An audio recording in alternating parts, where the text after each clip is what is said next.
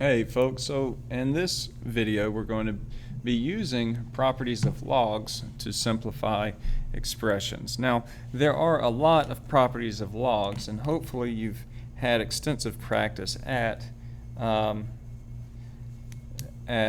expanding logarithmic expressions. But if not, now's a great time to get some extra practice. So let's take a look at the properties and then we'll look at the examples. So let's look at this property, log of a product. Log of a product can be turned into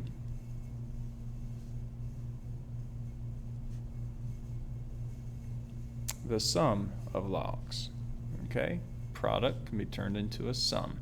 Now this works a lot like exponents, because remember that logs are just the inverse of exponents. So remember, if I had a to the xy, they're multiplied together, well, that become a to the a to the x times a to the y. That would become a to the x plus y, right? So this is kind of the same thing, kind of backwards, right? Inverse. Okay, so let's take a look at this. If it's log of one quotient, then that is log of the numerator minus log of the denominator. If it's log of x to the y power, it can be written as log of x to the y power, and then we're going to bring that y out front. So you might have seen me use that property in a previous video. Log of 1, we'll have to remember, is 0. Log of a with base a is going to be 1. And if I were to add another one, I would say something like log of 0 does not exist. Okay? This is just one of those things that I would add to that list because that is often forgotten. Okay, so we're going to take this one step at a time. I see a product there, so I'm going to write it as log x to the third plus log y to the fourth. But now I see powers, so I can use the power property. I'm going to use it on each term. So 3 log x plus 4 log y. And we can stop there because there are no more properties to use. Okay. Looking at this one, it's definitely a quotient, so I can say it's log of x minus 3, and x minus 3 is raised to the fourth, minus log of x squared plus 9, all raised to the third. But then I can use my power property to drop the 4 out front and also to drop the 3 out front. So this will be 4 log x minus 3 minus 3 log x squared plus 9. And that is expanded, and you can't do anything else to that. If this was factorable, there's a possibility we could have used the product rule. But since this is not factorable, we're going to leave it alone. Okay, so last problem on this, in these exercises, I encourage you guys to pause the video as you need to, because I'm working kind of quickly. So here we go. Log x to the fourth plus log of the square root x squared plus 16. Well, I see a power right here, and I also see this power. What is the square root power? That's interesting. Or I'm sorry, maybe I said it the wrong way.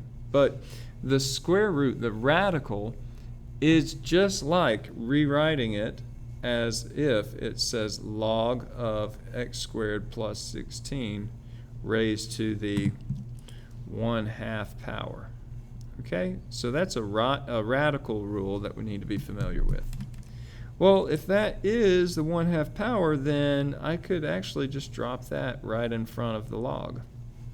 Okay, so our final answer would be 4 log x plus 1/2 log parentheses x squared plus 16. Okay, and we're happy with that one. I'm going to circle it and then write a happy face next to it. All right, because that just tickles me there. Okay, here we go.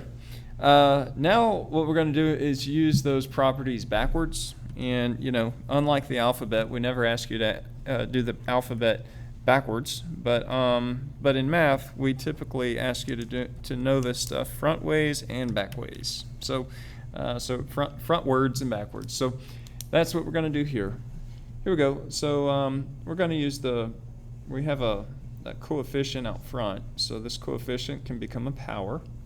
So log x plus 5 to the third minus log x minus 4 to the second plus log x minus 1 to the sixth.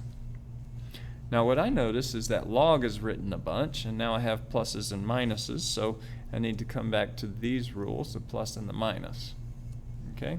So anytime it has a minus symbol, just stick whatever that is in the denominator.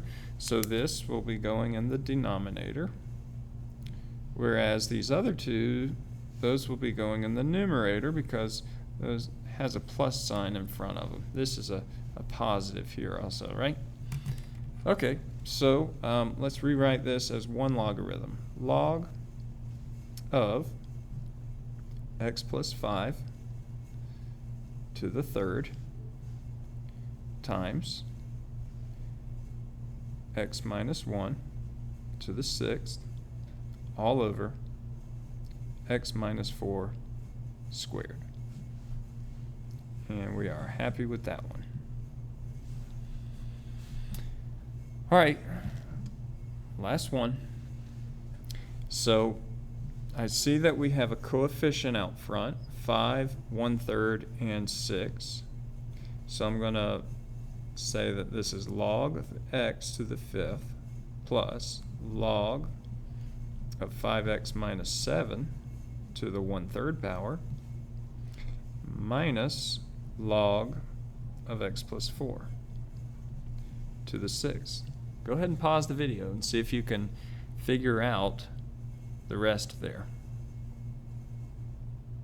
Okay, so trusting that you paused the video, here we go.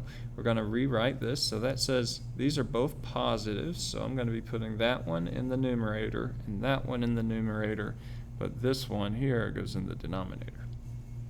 Okay, so log of x to the fifth times, you could say the cubic root if you wanted to, but 5x minus 7 to the 1/3, we'll just leave the exponent notation.